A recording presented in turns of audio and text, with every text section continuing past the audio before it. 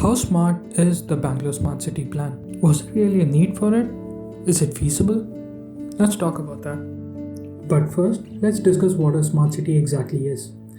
A smart city is an urban space that seeks to utilize the data which is collected from everyone, through your various apps on your phone, through your social media, etc. And they use this data to increase the efficiency of the governance and improve the lives of the citizens. In short, smart city policies include better technologies which keep up with the latest innovations, environmentally aware, sustainable development, and other economic upliftment for the citizens. It also includes things like improved public transport systems, better roads, better infrastructure, etc.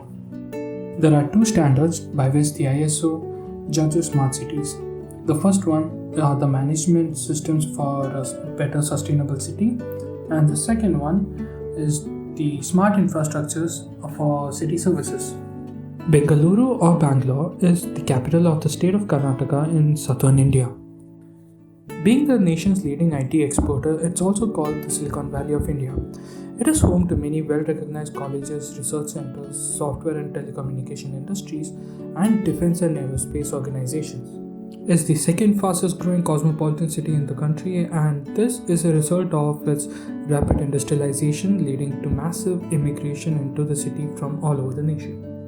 Bangalore's Smart City program follows two basic parameters: the PAN City proposals and the area-based development. PAN City proposals refers to the citizen-centric e-governance and services along with upgrading the city's infrastructure. Area-based development refers to developing the city's historical heart and main economic zone.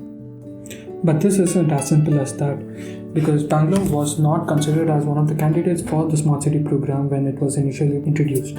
This was because in the previous rounds of selection there was a fixed population cutoff, and Bangalore was already on track to solve most of its road and planning issues. Bangalore has had its own share of problems such as air pollution, water scarcity, urban flooding, waste management, etc. Because of the rapid immigration into the city, its status as an IT hub came about, there was a lot of unchecked development happening in the cities, which mainly became the reason for the disappearances of most of the lakes in the city, emergence of a lot of gated community, and the higher social and economic inequality. Before we take a closer look at the work happening in Bangalore, let's take a look at another city in India which is going through similar changes. This is the city of Pune, located in the state of Maharashtra. It's the 9th most populated city in India with an estimated population of 3.13 million. Pune has been able to create one of the strongest human capital and economic growth engines in the country.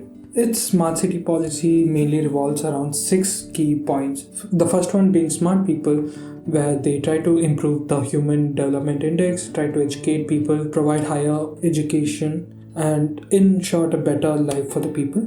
The second one being smart city economy, where universities and colleges are invited to conduct research on how the economy can be improved.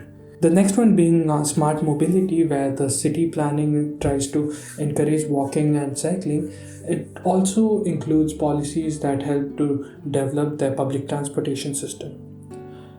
The fourth aspect is smart environment, which, as the name suggests, looks at preserving the environment and how to be more environmentally sustainable.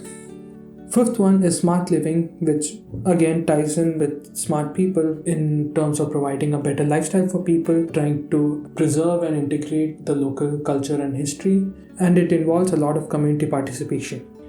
And the sixth and final aspect is smart governance, which includes transparency, easy utilization of government facilities, and other e-governances.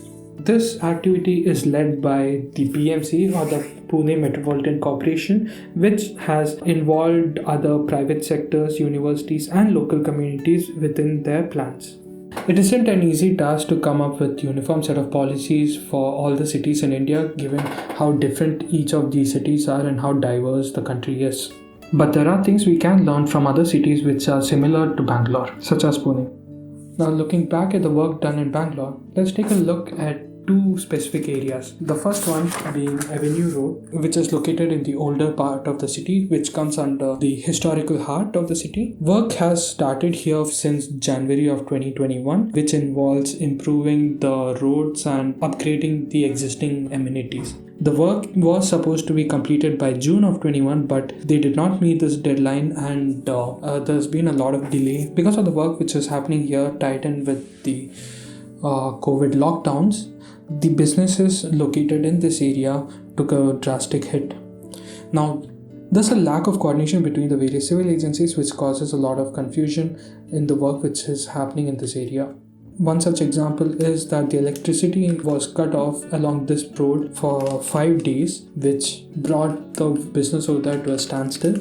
Overall, people have reported a 40% decline in their business ever since the start of work which is happening here. By February of 2022, 80% of the work has been completed, but there are still a lot of grievances given that there's a lot of uneven road widths. 40% of the road is wide and 60% of the road is relatively narrow. Now, the second area we are looking at is called Commercial Street, which is the major retail hub of Bangalore. The redevelopment of this area costed around $700,000, and it was inaugurated in July of 2021. But even then, people have noted a lot of inferior quality work. Even after inauguration, the work had to continue to fix a lot of the other problems which kept popping up. There's a general lack of accountability for the poor quality of work done, with a lot of finger pointing amongst the different civil agencies involved.